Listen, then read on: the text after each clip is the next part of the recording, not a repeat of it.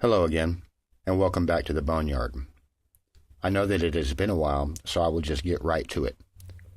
In previous episodes, I have spoken about the ubiquitous they and some of the things that they do to us.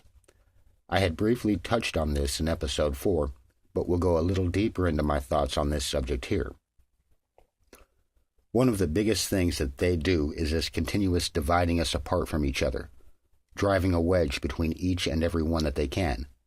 They separate us and pit us against each other by religion, race, sexual orientation, political affiliation, financial status, man, woman, fat, thin, pro-life, pro-choice, language, nationality, smart or dumb, and any other number of ways that they can find to divide us and keep us clustered into little cliques that are so much easier to control, and then going a step further and keeping each little clique bickering with the other little cliques about crap that doesn't mean anything in the grand scale of things, keeping us from being able to focus on the things that actually do matter.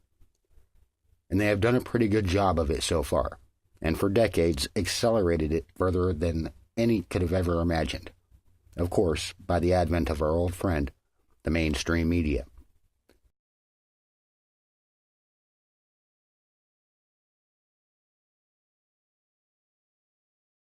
So what we've learned from these reports is that the first thing was that about a third of the whole CIA budget went to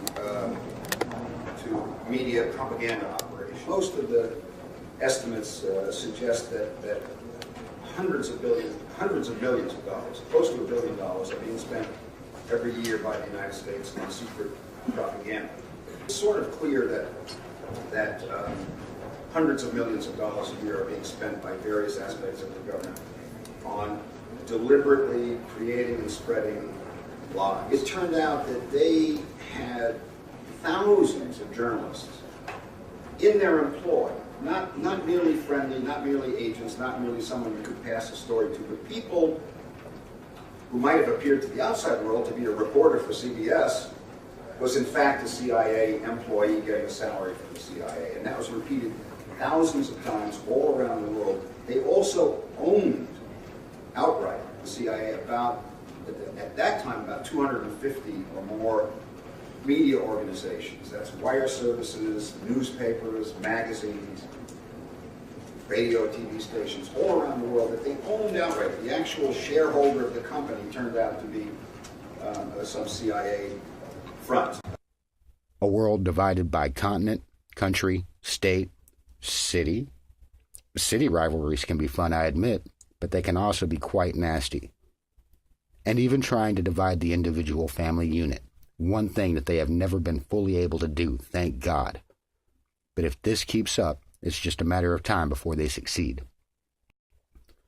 And now, not only are Muslims terrorists, but so are patriots.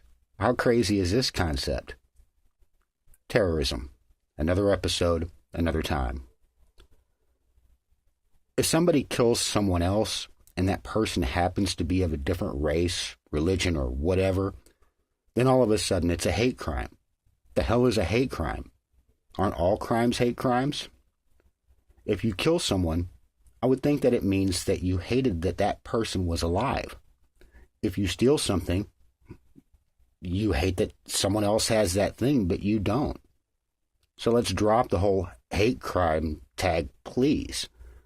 If it is determined that a crime was racially motivated or whatever, then call it just that.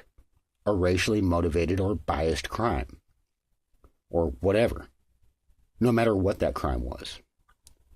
In fact, according to FBI.gov, the term hate crime did not enter the nation's vocabulary until the 1980s, when emerging groups, like the skinheads, launched waves of bias-related crime.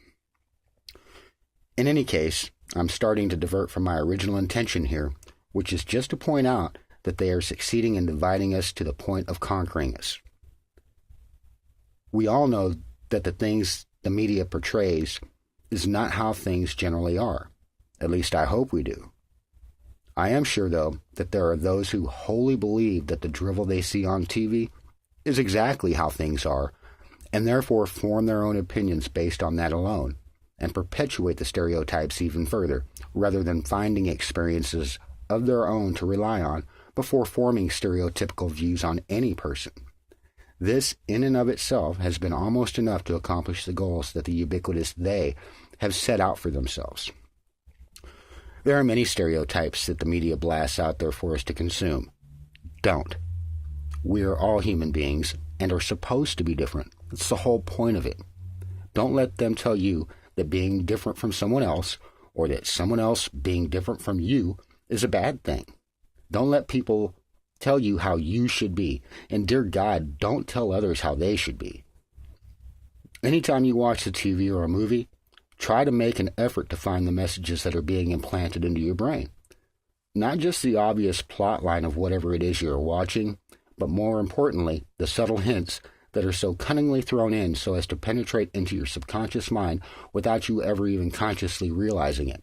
You will be shocked and hopefully another step closer to awakening. They and us should be the only division in this world, and as far as I'm concerned, they can take whatever ships they have built for themselves and just leave. I'm Terry Wayne George, and again, thank you for watching The Boneyard. I look forward to meeting you again in the next episode, and as always, if you don't concern yourself with your own freedom and liberty, then there are those who will certainly and happily take it from you.